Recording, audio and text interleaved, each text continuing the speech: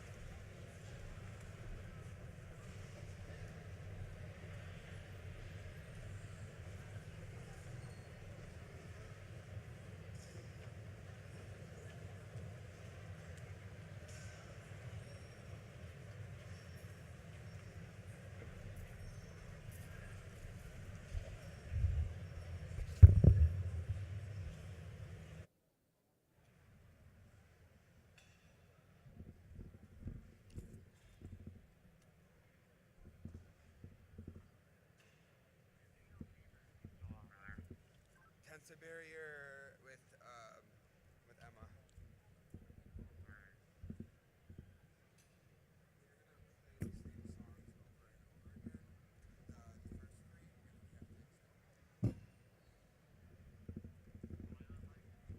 The first three songs, the ones that you played earlier, you're just gonna play those on the loop over and over until we hit the circumstance. Once you play that extra track.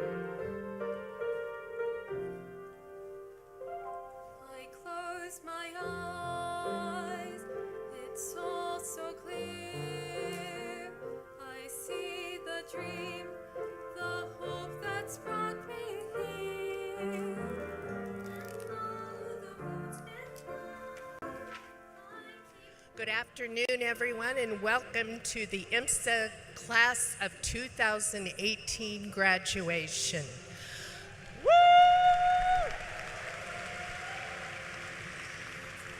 As you can tell, we're running a little late today, so we are going to start the ceremony at 3:50. Thank you. Boundaries to what I cannot change. I believe, yes, I believe.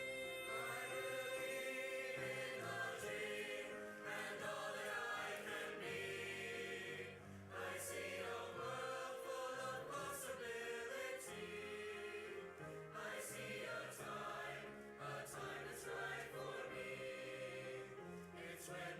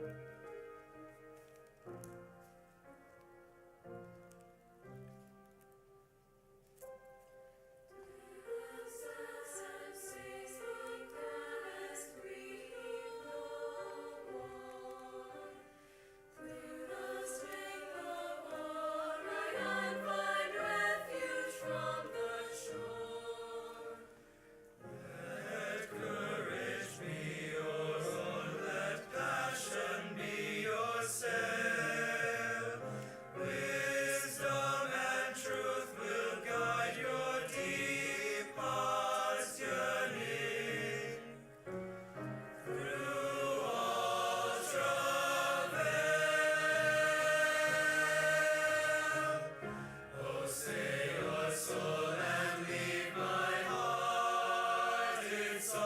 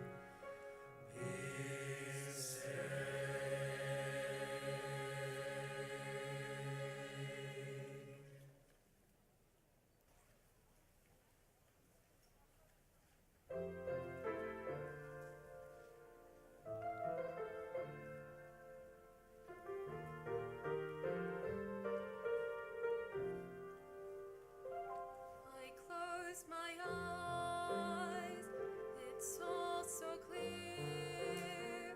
I see the dream, the hope that's brought me here. All the roads been found, I keep holding on to the dream, oh, to the dream. It's in my head, it's in my soul.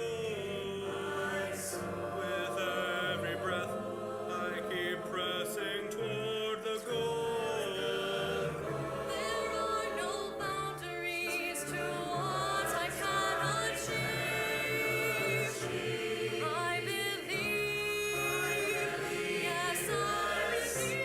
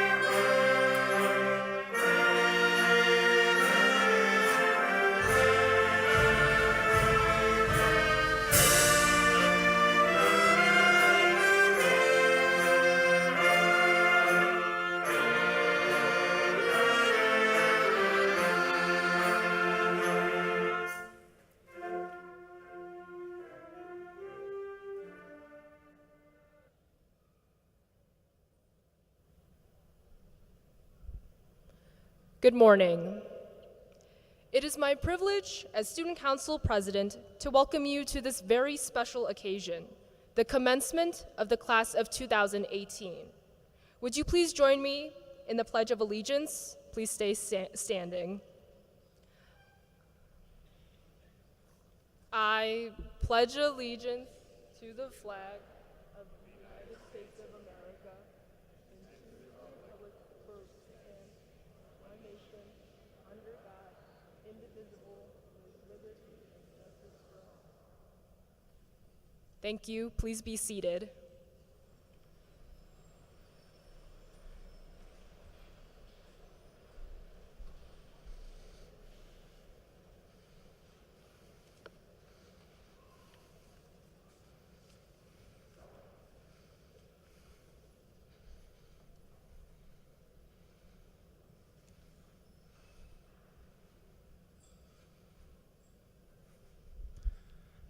Good afternoon, and thank you for waiting. I'm honored to be with you today. This room is filled with some of the world's brightest minds and most compassionate hearts. Standing in front of this phenomenal audience is one in a lifetime experience. So I want to tell you a story.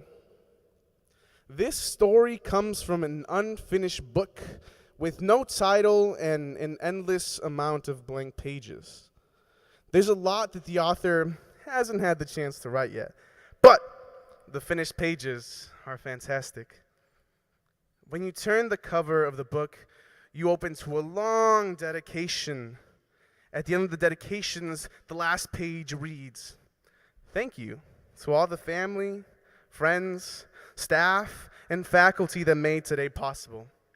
And don't forget to congratulate the IMSA class of 2018 for making it to graduation today." So let's give them a great round of applause.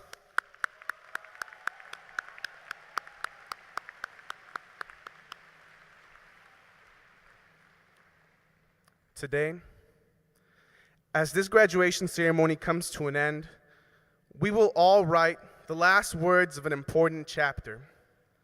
You see, we all have a unique version of an unfinished book. Each and every one of us is the author of a story or narrative waiting to be told. For some of us, our first couple of chapters sound like fantasies, others adventures, and sometimes tragedies. For others, our books sound more like telenovelas, K-dramas, or comedy scripts. My book tells a story of happiness.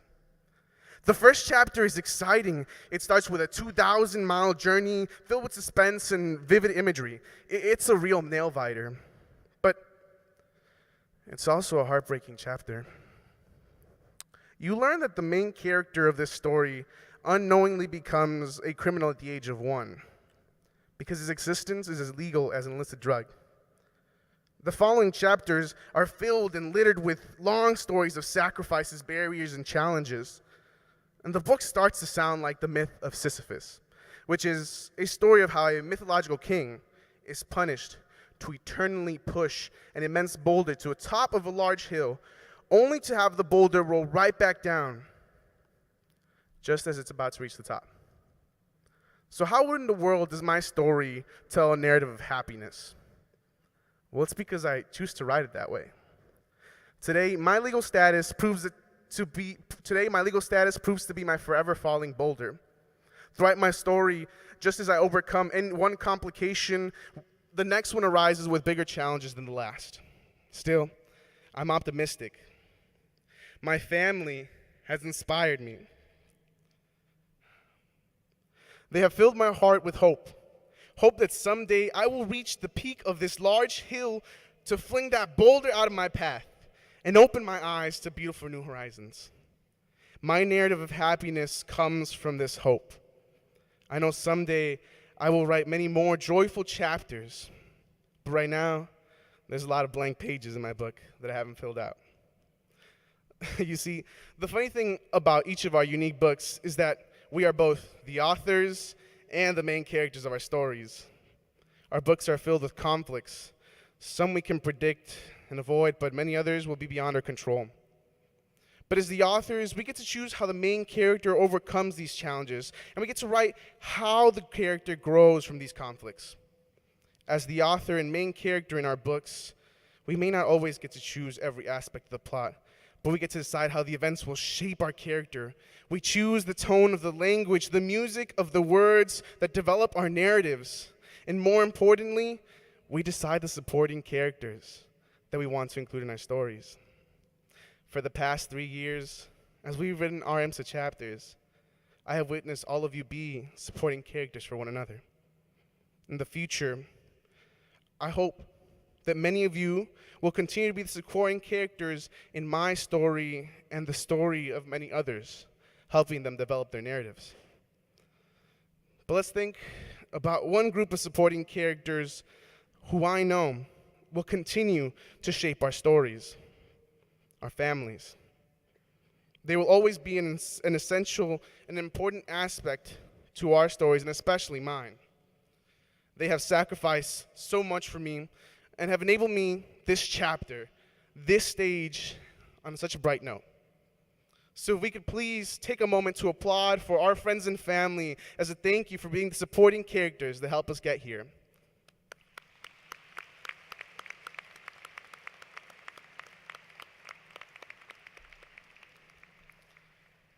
In our books, we don't get to choose our challenges, but we do get to choose how to overcome them.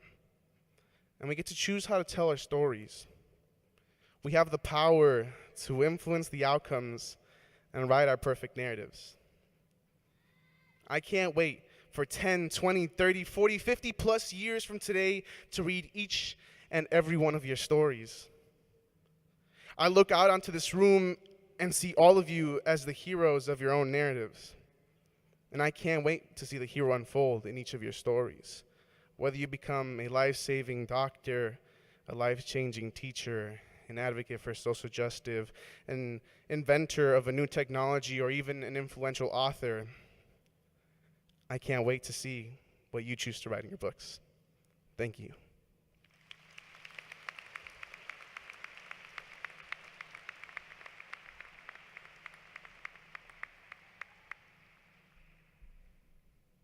Hello. Sorry, 1 second.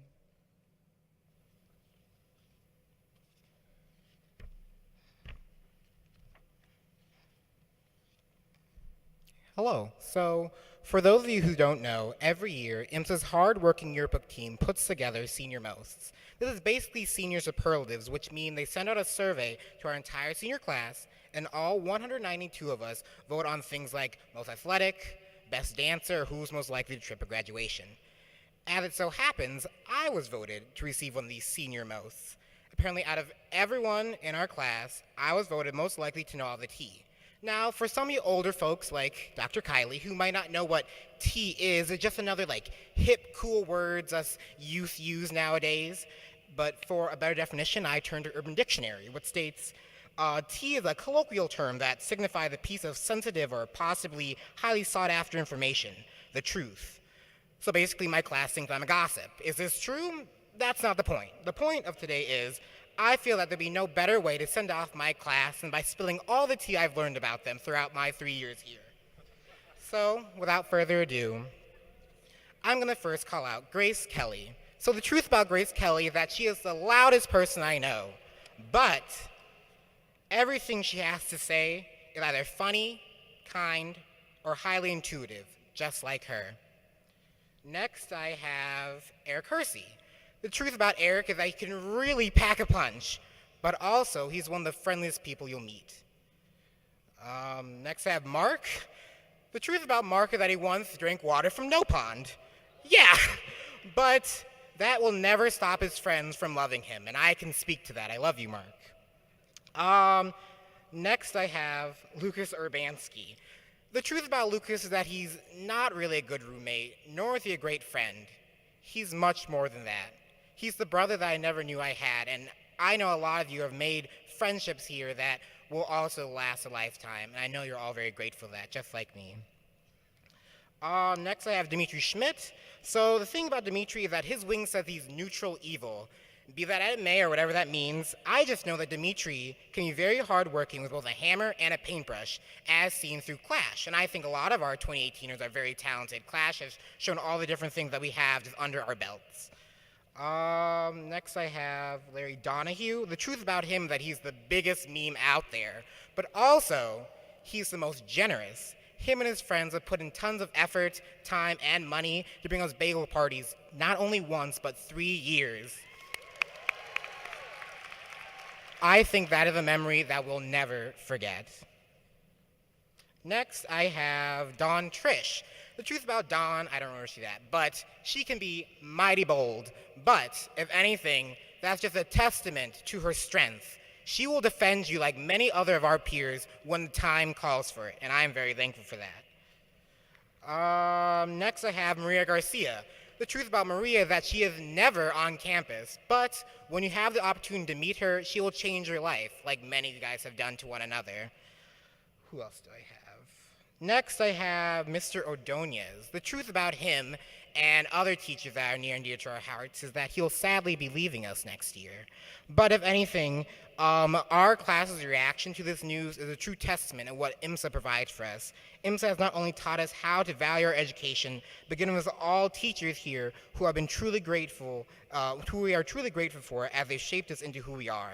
The relationships of our teachers and other faculty members have stemmed far beyond the classroom. I know many of us are grateful for that. Next, I have Connor Elmore. There's a lot I could say about him, so I'm just going to skip that. I also have class unity. So the truth about class unity is that we say we don't have any, but I argue that we do. You guys are just lying. In fact, let's just think back to earlier today when we were all in the old calf and it's kind of hot.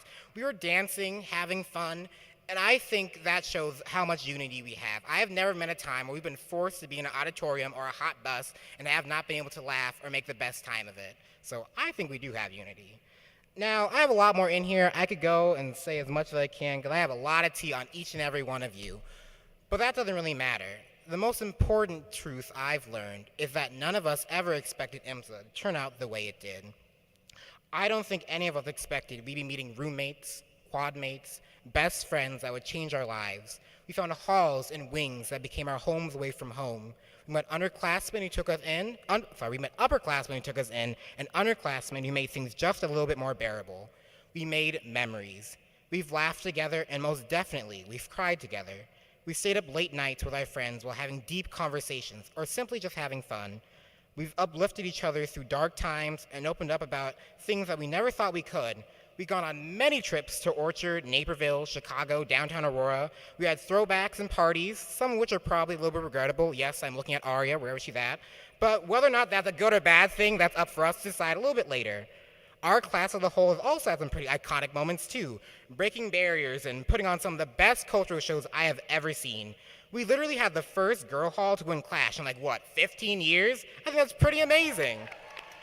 And sure, yes, that might not be one of your memorable moments here, but this entire year there are still all these other memories of our class taking charge and leading others throughout this past school year, truly making a difference. Now, I could honestly go on forever listing out all our great, though granted somewhat vague, unexpected memories, but let's be honest, this speech has already gotten a tad bit cliche already. But I do want to leave you all with one thing. Whatever memories you may cherish from your time here, make sure to give them the justice they deserve. And by this I mean, in order to truly appreciate these memories, we have to learn to let this place go. Let IMSA go. If you're still close to any recent alumni, you have seen that some found it difficult transitioning into their new environment. Now, this could be due to various factors, but I believe that one common reason is that graduating IMSA students don't realize certain experiences are great and memorable because they happen for a short time. IMSA is meant to gear us and prepare us to act in the future. Keeping ourselves stuck on what we loved here doesn't allow us the opportunity to grow. The more we're open we are to moving on, the easier it is to start a new chapter. Now, I'm not saying forget this place. That would be horrendous. But as we've learned from yesterday, we are a family. But even your families have told you that you have to learn to leave the nest. You have to learn to take your family values, your IMSA values, the values that these memories have given you, and you have to use that in your future to help you grow and affect others. I know that this is a little easier said than done, but it'll make a lot of things easier in the long run. It's going to make the reality of leaving this place much more bearable. Now, I want to thank you all for being such a wonderful class and letting me have so many great unexpected memories and letting me represent you as student council these past 3 years. It's meant a lot for me, and I can't wait to see what we do in the future. Class of 2018, we've made it. Thank you.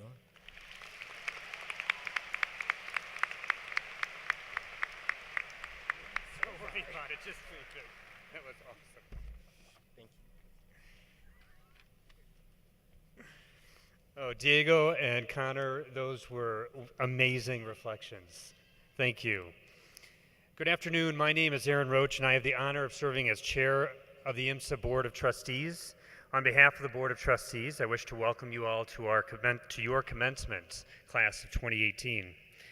As a member of the Board of Trustees and an IMSA graduate from the charter class of 1989, I take great pride in honoring each of you and in celebrating this special day with each of you. Who knows, 29 years from now, many of you may be on the IMSA Board of Trustees. This is a long-awaited milestone for a remarkable group of young adults and for all who have invested in their academic, personal, and social well-being. Family members and friends, faculty and staff, and trustees and funders are all gathered here today to show you, our soon-to-be graduates, how very proud we are of you. This has been an outstanding year demonstrated by exceptional achievements by you, our graduates. We at IMSA have much to celebrate as a community while honoring each and every graduate. The board recognizes the commitment of IMSA faculty and staff, students and parents, alumni and educational partners, and the state of Illinois and private funders for believing in IMSA's mission and supporting our work. To the class of 2018, and to all of you who are here today, pause and take a brief moment to soak it all in and be proud of what we have accomplished together. I now have the honor of introducing our commencement speaker. Dr. Robert Rosner is internationally renowned for his work in knowledge creation and astrophysics, his science leadership at Argonne National Laboratory, the University of Chicago, and the U.S. Department of Energy, and his contributions to solutions to national policy issues. Dr. Rosner's scientific work has focused on the creation of modeling astrophysical phenomena, as well as confirming those models via experimentation. Throughout his stellar career, Dr. Rosner has advocated for, founded, or led organizations that have significantly contributed to understanding astrophysics. He has led as director and chief scientist of Argonne National Laboratory. He founded both the Center of Exascale Simulation of Advanced Reactors, CSER, as well as the Energy Policy Institute at Chicago, EPIC, which combines energy and environmental issues from the University of Chicago's Harris School of Public Policy, the Booth School of Business, and the Economics Department. Dr. Rosner has held influential positions at Cambridge University in England and in Germany, the Max Planck Institute for Solar System Research and the Astrophysical Institute at Potsdam. He is passionate about and advises our nation's leaders on issues related to science and technology policy and management, especially concerning energy, climate, national security, STEM workforce development, nuclear and renewable energy technology development, and the relationship among national laboratories, academics, and businesses. Dr. Rosner holds a PhD in physics from Harvard University and a bachelor's degree in physics from Brandeis University.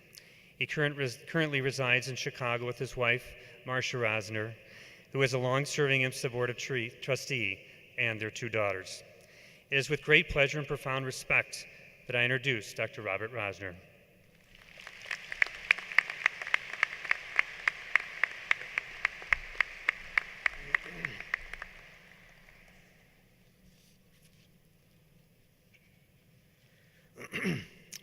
Well, it's a pleasure to be here, and I would like to thank President Torres, the trustees, the faculty, the parents and families, and of course you, the students of this wonderful institution. I'm deeply honored to have received the invitation to talk to you on this occasion of your commencement. Being honored by this invitation from an institution that correctly prides itself as a pillar of science and technology education in Illinois and in the Midwest, came as a very pleasant shock. Shock because I didn't expect it, and pleasure because it's always great to be honored, and because it just so happens that I've spent the past decade and a half thinking about the relationships between science, technology, and the society at large.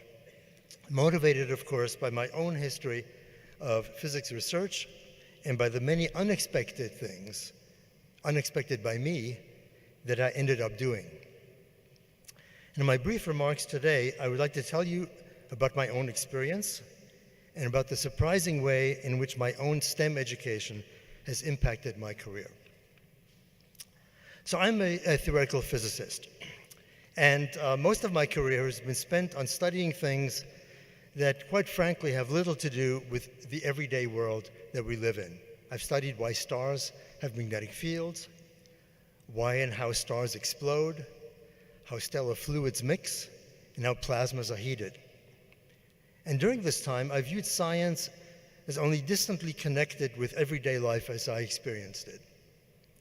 Perhaps I thought some of the things I've worked on might eventually connect with practical matters, but certainly this would not happen soon, and quite frankly, I might never see the practical application of my own work. And it turns out that, as often happens in life, I was completely wrong, and wrong also in a most unexpected way. So how did this happen? Well, one of the things that I've become quite expert at is the quantification of uncertainty in models. And that's a mouthful, but it means something really very simple. As a physicist, I build theoretical models that try to describe how nature works, and I deploy those models using some of the world's largest computers to predict. And to a physicist, the word predict means something very specific. It means that I tell you something quantitative about the future, and that I also tell you about my error bars. That is, how uncertain my prediction is. And if you can't say how uncertain your result is, a physicist would say, you can't predict. Well, when I became director of Argonne National Laboratory, I ran into many situations where our scientists were expected to predict, but we did not know how to say how uncertain our predictions would be. That's a bit sobering. So, for example, scientists can predict the weather in Illinois tomorrow and tell you how uncertain that prediction is. But they will refuse to tell you the weather on June 3 of next year because we can't tell you how uncertain any such prediction would be. How cold would this coming winter be? How rainy the summer of 2019? In fact, in the everyday world, we constantly wonder about the future and ask questions that, from a scientific perspective, cannot be answered with any sense of how certain possible answers might be. This is what social scientists sometimes call deep uncertainty. What they really mean by that is that we have absolutely no way of really knowing what actually will happen. Yet we have to make decisions in the here and now, despite the fact that we don't know about the future. A farmer, for example, will plant their corn in the spring, even if he or she cannot know whether there will be enough rain that summer to have a decent crop. There is no option. We'll either plant or not, and each choice has consequences. And this is what surprised me. It turns out that because of my work in uncertainty quantification, I also learned how one might deal with cases where we can't quantify uncertainties. For example, even if I cannot tell the farmer how wet this coming summer will be, I can tell the farmer what the risks of planting corn or some other crop might be. In other words, in cases where I cannot tell what will happen, I can nevertheless analyze the consequences of decisions I make now, depending on what might happen in the future. And that might help guide what I then actually do. Such cases dominate our lives.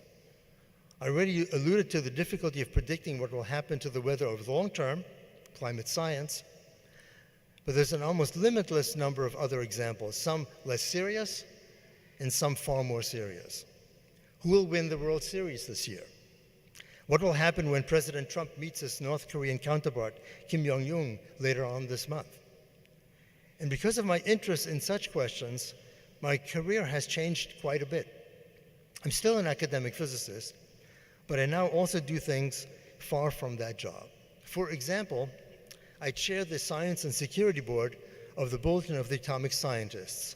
These are the folks that think about the doomsday clock, which is a graphic device that's used by the Bulletin to signal how dangerous our world is. Setting the doomsday clock is an exercise in prediction completely disconnected from certainty.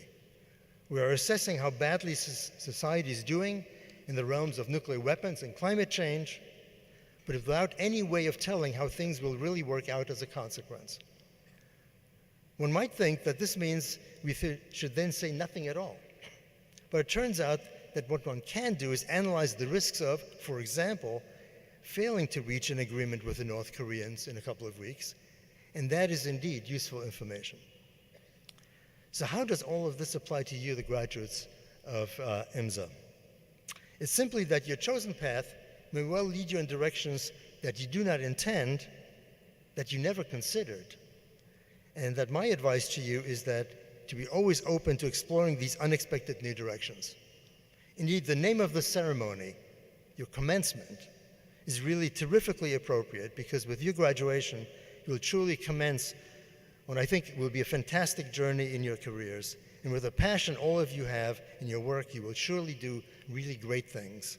I congratulate every one of you, and I wish you the very best on this journey.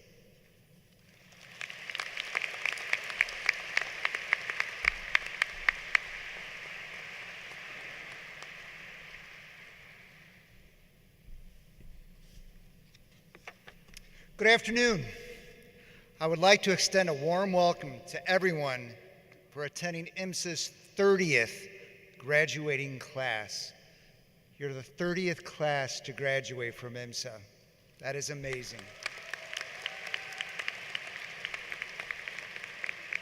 I would like to extend a special welcome to some of our honored guests, IMSA's President Emeriti, Faculty Emeriti, the IMSA ambassadors, and members of the Board of Trustees. Thank you for coming. I would also like to extend my gratitude to our band and choral students, led by Ms. McCarthy and Ms. Seitz, for their contribution to today's ceremony.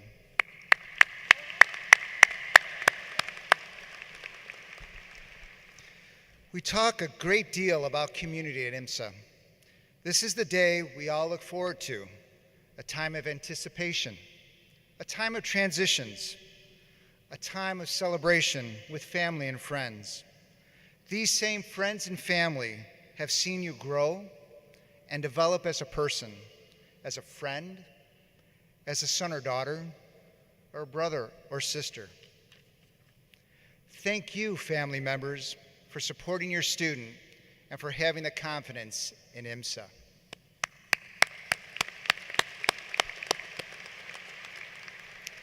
Students, over the past 3 years, you have learned how to be stewards of our planet, from your instructors, your resident counselors, your advocates, your advisors, your coaches, your peers. I now invite members of IMSA's 30th graduating class, the class of 2018, to lead us with your applause in recognition of the faculty and staff that made it possible for you to be here today. Can you give them applause?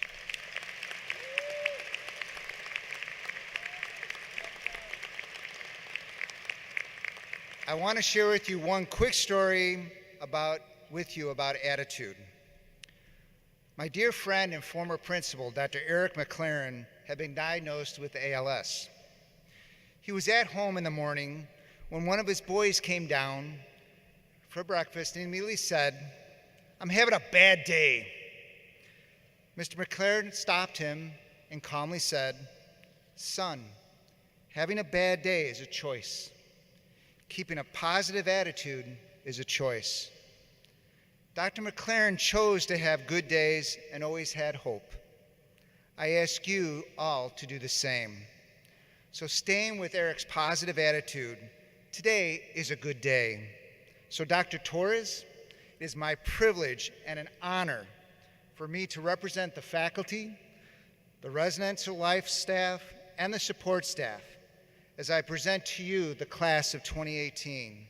They are prepared to receive their graduation diplomas and medallions.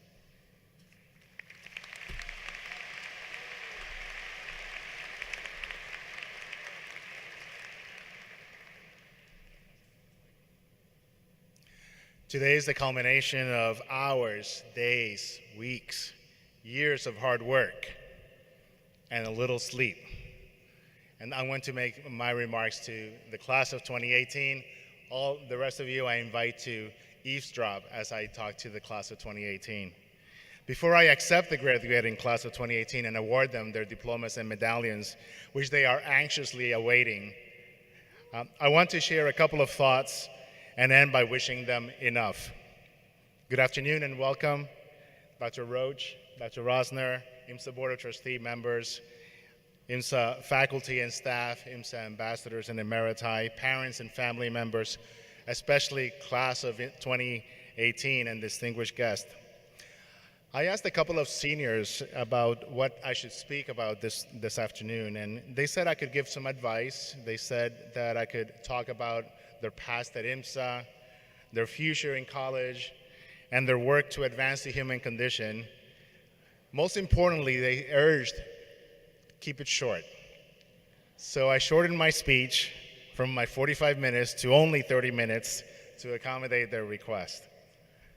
This year at IMSA, as well as across the nation, teens have demonstrated that they can make a difference in our world. After the mass shooting at the Stonewall Jackson High School, Parkland, Florida, ordinary teenagers led a mass movement and taught us as adults, and they insisted that we address the issues of gun safety and make our schools safer. Who knows what their impact will be? But throughout history and in recent times, teenagers have made a difference in our world.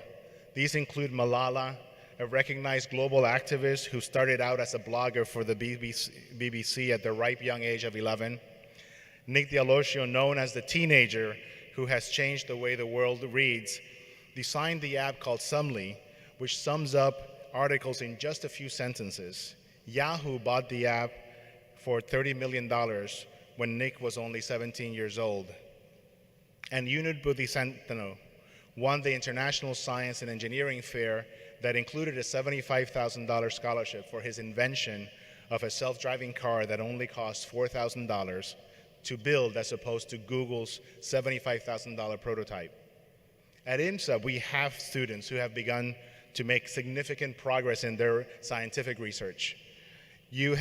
Some of you have begun your entrepreneurial endeavors, and some of you have begun your social justice and work on behalf of those less advantaged, all to advance the human condition, as we heard from Peter Dong last night, in small and big ways.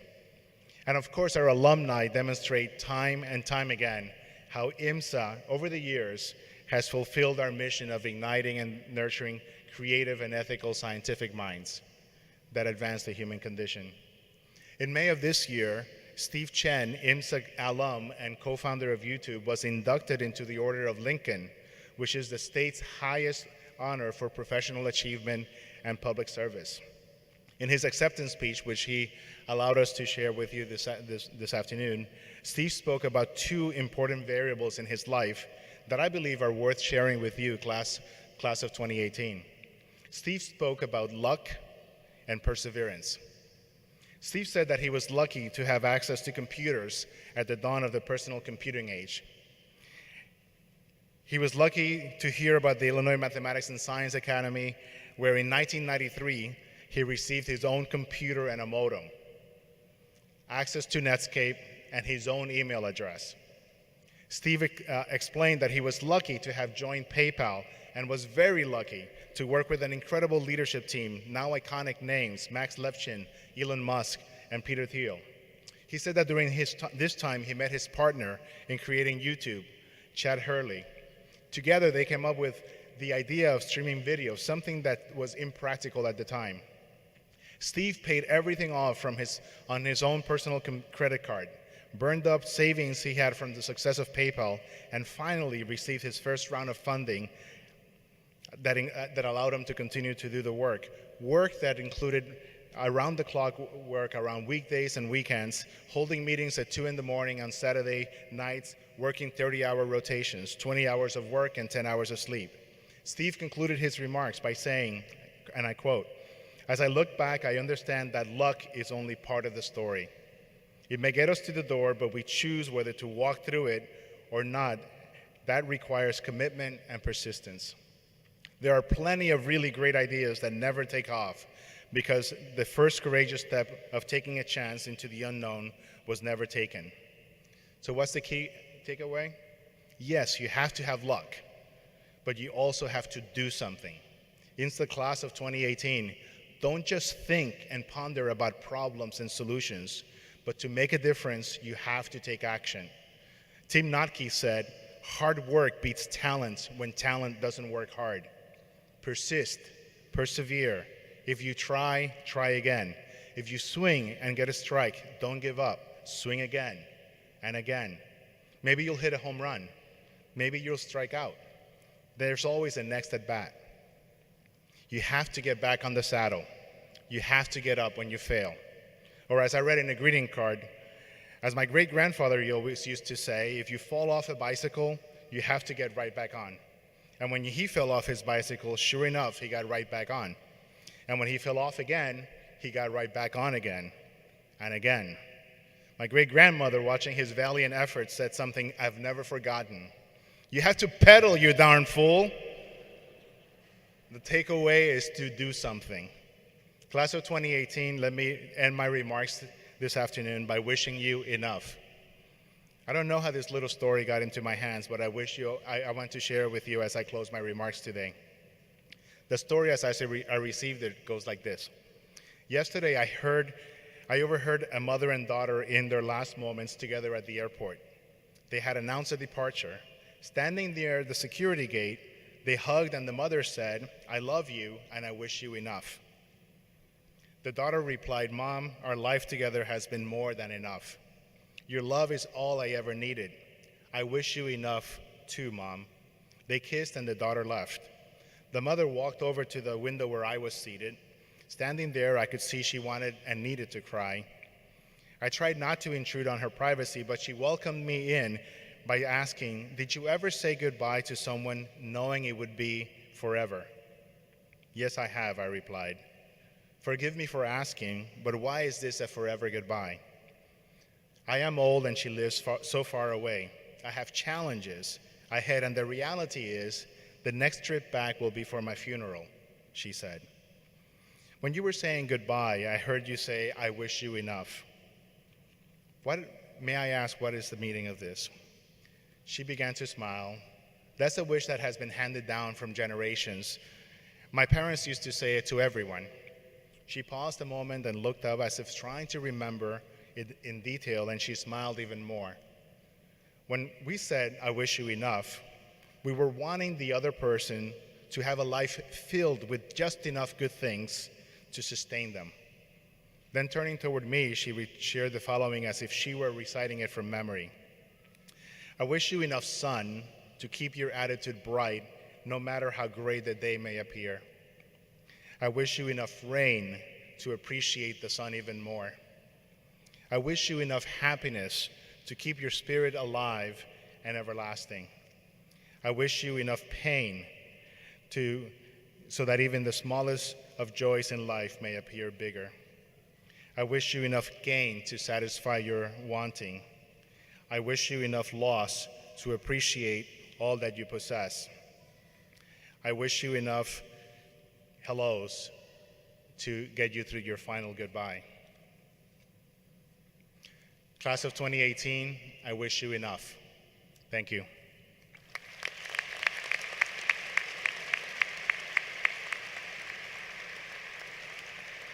Now it brings me great pleasure and honor to accept the class of 2018.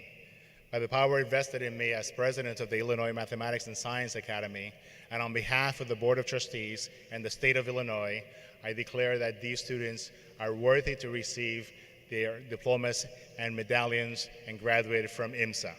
Thank you.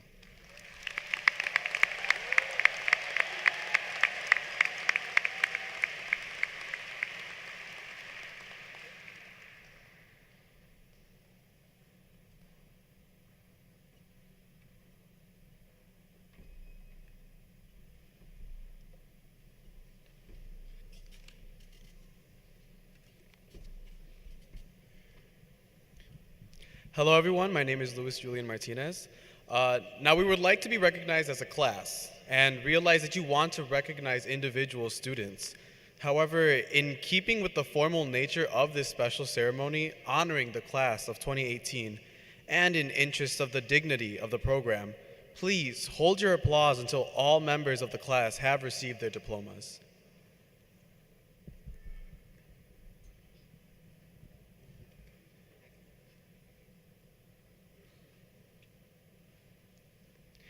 Jalen Olivia Evans. Clay Connor McLeod Elmore. Diego Alanis Resendiz. Gunwari Agrawal. Adev Arulanandan. Sophie Kate Ashbrook. Vidya Babu. Justin Alexander Baldridge. Isabella Teresa Baldwin-Jurek. Lindsay Danae Lauren Beers. Katya Yanovna Bazugla. Abudaya Bala. Shivam J. Bhatt. Ashita Bhattacharya. Cameron A. Bircher. Zachary Mayank Brambad. Rainer Carlos Bandelaria Bravo. Angita Bright. Ken Brudnick. Sarah Lynn Caldwell. Nixel Camarena Rodriguez. Kyle Campbell. Harrison Benjamin Carcione. Christopher Andrew Chang. Mei Lee Eisenberg Chen. Jessica Stilyanova. Woohoo! Go Jessie! Gina Chung. Jake Pierre Cooley. Nathan Isaiah Corsino Estrada. Monique Inez Crum. Alana Jean Dawson. Thomas Patrick Damastri. Parth Diani. Lawrence Bernard Donahue IV. Catherine Veronica Downey. Sandra Dana Dragon. Amanda Grace Ekstrom. Fernando Augustin Alisterio. Lauren Kathleen Atscorn. Manuel Alejandro Favela. Alexander James Federici. Gregory Allen Fernandez. William Albert Fiedler. Martin Dawson Filbert.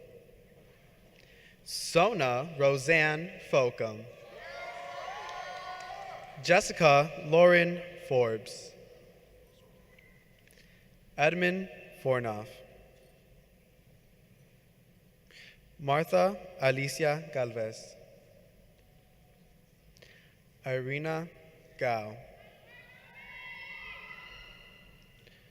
Maria Gabriel Garcia. Diane Benny George. Takutswa Akiwami George.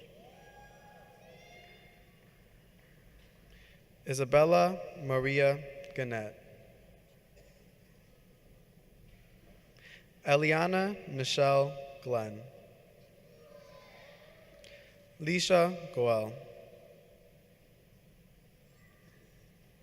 Carson Gaffanet.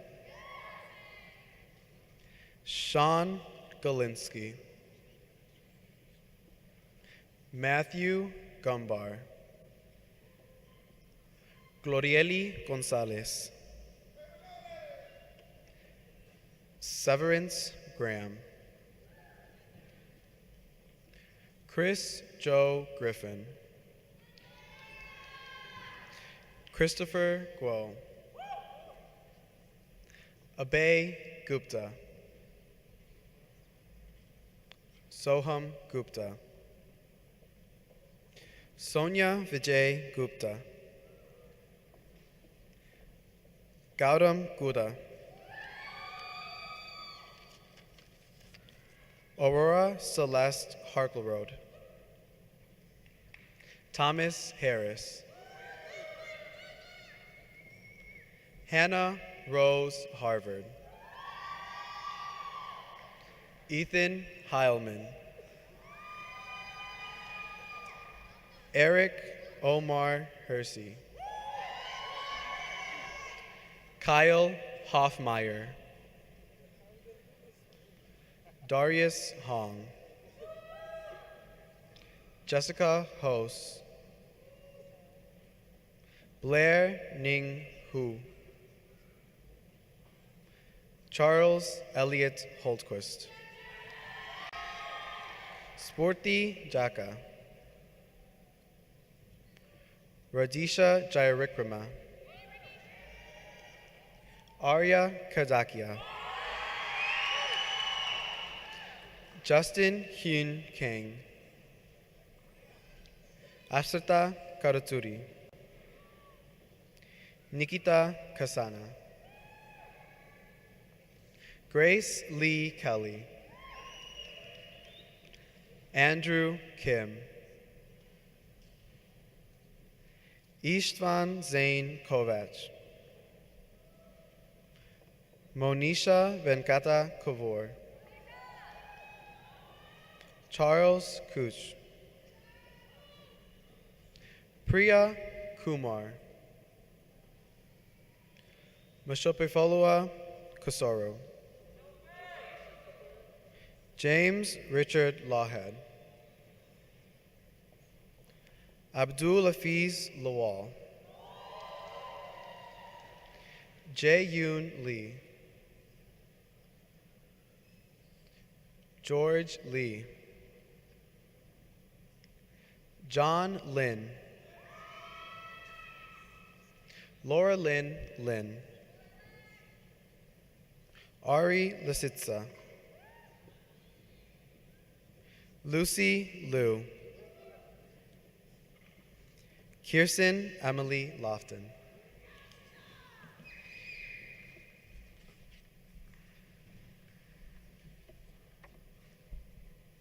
We would like to recognize our classmates Rebecca Matthew and Dmitry Fyofanov, who are unable to be with us today. Luis Julian Martinez. Cameron Allen Longfellow. Mark Lowe. Albert Yupeng Liu. Robert Zongyuan Luo. James Oliver Mack. Nikhil Madugula. Elias Alfredo Marr. Esther Sarah J. Matthew. Eric Z. McCarthy. Cherilyn Zafra Mendoza. Alexis Ann Miller. Michelle Mironov. Skylar Lewis Mock. Rishi Modi. Adric Basil Mosher. Melissa Moo. Abigail Marie Munson. Daniel Mwangi. Kirill Nagaitsev. Pranav Narayanan. Nicholas Amadeo Nelson. Tommy Bowie Nguyen. Jedi N. Enjoya. Tessa Ewenam Afia Nto. Sanghyun O. Yuri O. Clinton O'Shippiton. Sergam S. Panpalia. Cassandra Leanne Parent. Neil Patel. Andrew Pev. Cheyenne Alice Petit. Stephen Miles Pickwell. Allison Pladen. Frederick Arthur Padig. Adve Reddy Paduturi. Dwano Popat. Ashna Prakash.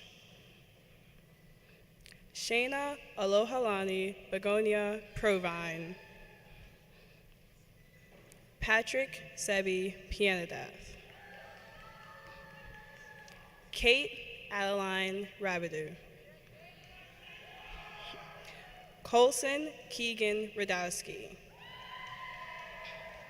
Sriram Rajagopal. Abhinaya Ramakrishnan. Mega Ramanan. Arturo Ramirez. Nabil Fayaz Rashid. Pranesh Ravichandran. Pranav K. Reddy. Julian Everett Robinson. Chloe Maricela Romero. Neil Roy. Sham Sundar Sai. Dimitri William Reuben Schmidt. Alexandra Schrey. Jax H. Seiler. Ryan M. Seaver. Peyton Jewel Schaefer. Abhinav Sharma. Shivani Sharma. Julia Lynn Simmons. Jennifer Song. Leon F. Sowain. Clayton William Strow. Amalia Sue. Lucas J. Sullivan. Shruti Sundar. Madeline Elaine Swanigan. Elizabeth Longjean Tong. Chandana Tetali. Dawn Ariana Trish.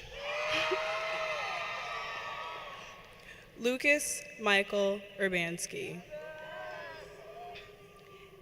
Amy Nicole Vandenberg. Angelica Denny Villegas. Akila Millie Vupalapati. Amanda Mungting Wang. Amy Zhuo Wang. Claire Wang.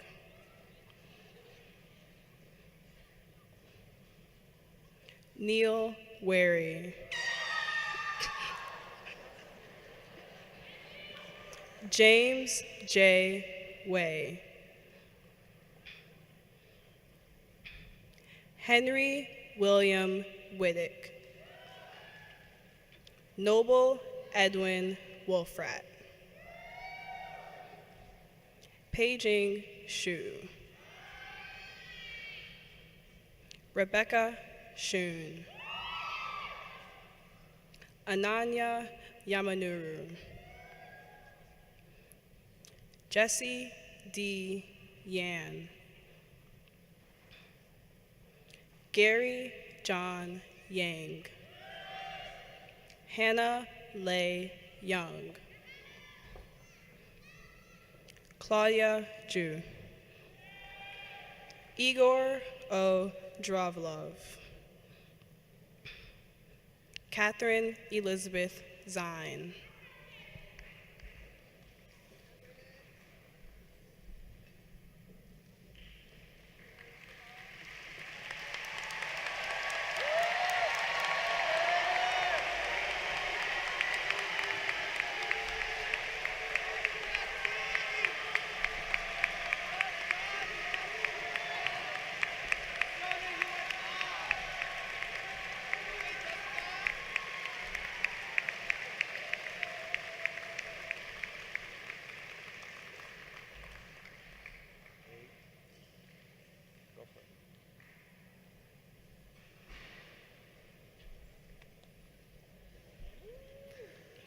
May I present to you the 30th graduating class, the class of 2018. Congratulations.